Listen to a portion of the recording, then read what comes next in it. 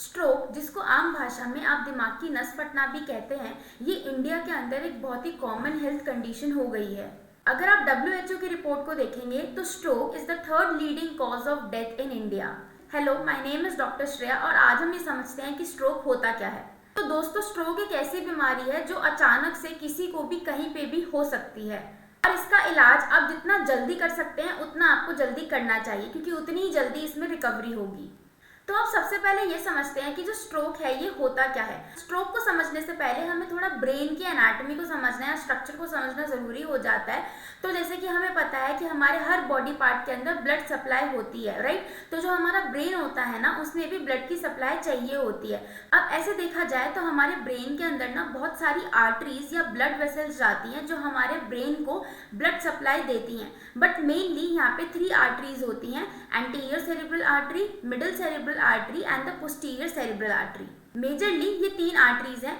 Stroke के अंदर क्या होता है, ये जो ब्लड वेसल्स हैं, जो आर्टरीज हैं, जो ये नलियां होती हैं जो आपके ब्रेन को खून पहुंचाती हैं, ब्लड सप्लाई करवाती हैं, उनके अंदर कोई डैमेज हो जाता है तो किसी ना किसी रीजन की वजह से, अब वो रीजन बहुत सारे हो सकते हैं, सो किसी ना किसी रीजन की वजह से आपके ब्रेन को प्रॉपर ब्लड नहीं मिल पाता और उसकी वजह से जो डैमेज होता है वो होता है स्ट्रोक।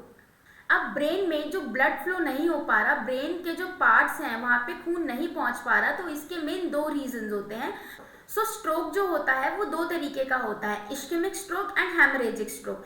इश्केमिक स्ट्रोक के अंदर क्या होता है कि जो आपकी नस है, जो आर्टरी है, जो खून लेके जा रही है, उसके अंदर कोई ब्लॉकेज आ गया हो, कोई रुकावट आ गई हो, तो इस तरह के जो स्ट्रोक होते हैं उन्हें हम कहते हैं इश्केमिक स्ट्रोक। अब ये जो रुकावट या ब्लॉकेज है ये किसी भी वजह से आ सकती है, जैसे कि कोई फैटी डिपॉजिट हो गया, कोई ब्लड क्लॉट आके लग गया, तो वो जो आर्टरी था उसके अंदर ब्लॉकेज आया और उसकी वजह से जिस ब्रेन के पार्ट को वो सप्लाई कर रही थी ब्लड, वो सप्लाई नहीं कर पाई और वो जो ब्रेन का पार्ट है वो डैमेज हो गया।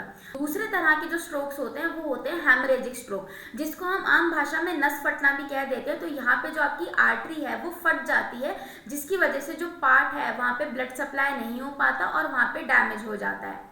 अब इसके जो रीजंस हैं होने के वो अलग रहते हैं, जैसे यहाँ पे प्रेशर ज़्यादा हो गया हो ब्रेन के अंदर, आपको बीपी ज़्यादा रहता है, स्ट्रेस टेंशन की ज़्यादा प्रॉब्लम है, सो इन्हीं सब रीजंस की वजह से ये स्ट्रोक आता है।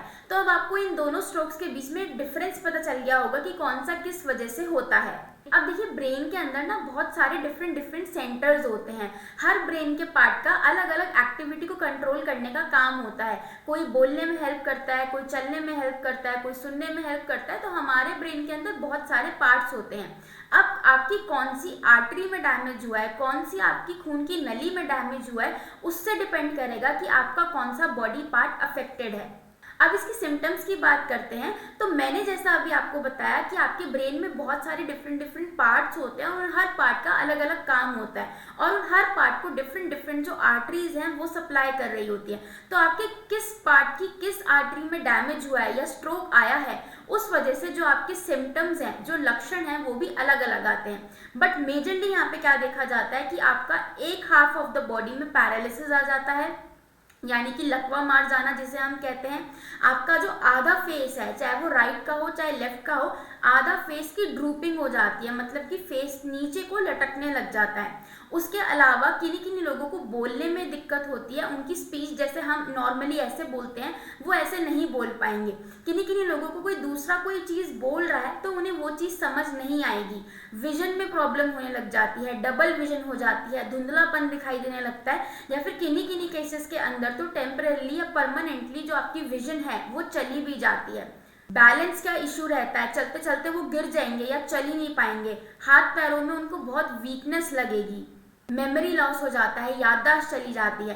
तो ये कुछ मेजर सिम्टम्स हैं जो मैंने आपको बताए हैं स्ट्रोक के अंदर। अब हो सकता है किसी को ये सारे सिम्टम्स आ रहे हो सकता है किसी को इसमें सिर्फ 2-4 ही आ रहे हों, या फिर हो सकता है किसी को कोई और प्रॉब्लम भी आ रही हो। अब ये डिपेंड करता है कि आपका कौन सा पार्ट ऑफ द ब्रेन है वो अफेक्ट हुआ है। अब इसके अगर मैनेजमेंट की बात करते हैं ना, तो यूजुअली इसमें मेडिकल मैनेजमेंट या सर्जिकल मैनेजमेंट आता है, डिपेंडिंग आपको कौन सा वाला स्ट्रोक हुआ है। अगर हेमोरेजिक स्ट्रोक हुआ है तो वहाँ पे आपकी सर्जरी करी जाती है। इसके अलावा आपको मेडिकेशंस भी दी जाती हैं, जिनमें thrombolytics, anticoagulants, antiplatelet therapy, anti hypertensive therapy और भी बहुत सारी थेरेपीज या मेडिकेशंस हैं जो आपको दी जाती हैं, डिपेंडिंग आपकी कंडीशन कौन सी है। इसके अलावा जैसे ही किसी इंडिविजुअल को स्ट्रोक होता है और उसका सर्जिकल और मेडिकल मैनेजमेंट हो जाता है, तो आप उसको फिर रिहैबिलिटेशन के लिए यानी कि फिजियोथेरेपी के लिए रेफर करते हैं। फिजियोथेरेपी में क्या होगा कि वो कुछ डिफरेंट एक्सरसाइजेस करवाएंगे, डिफरेंट थेरेपीज देंगे पेशेंट को, जिसकी वजह से वो वापस अपना बैक टू नॉर्मल यानी कि जो अपने नॉर्मल दिनचर्या है उनकी, उस पर वो वापस आ जाएंगे। अगर आप ये जानना चाहते हैं कि स्ट्रोक में फिजियोथेरेपी का क्या रोल है और फिजियोथेरेपी कैसे हेल्प करता है स्ट्रोक के पेशेंट को, तो ज़रूर मुझे कमेंट्स में बताइएगा, मैं उसके बारे में ज़रूर एक वीडियो बनाऊंगी। अगर आपको ये वीडियो अच्छा लगा हो तो like, share and subscribe to my channel. Thank you.